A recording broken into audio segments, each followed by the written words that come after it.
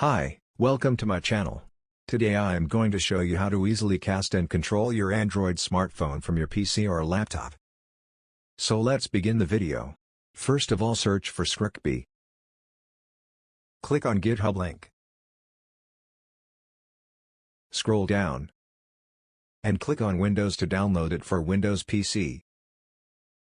Also install Scrickbee app from Play Store on your Android.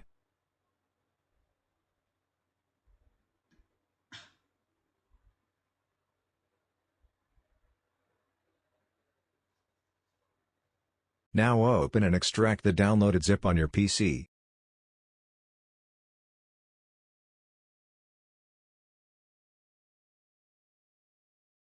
Open the extracted folder. Double-click to open a terminal here at File.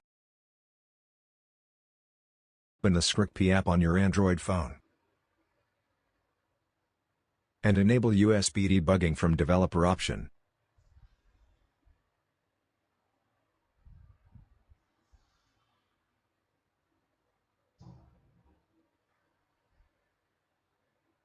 To enable developer option, click on build number 5 to 6 times in your phone's about device.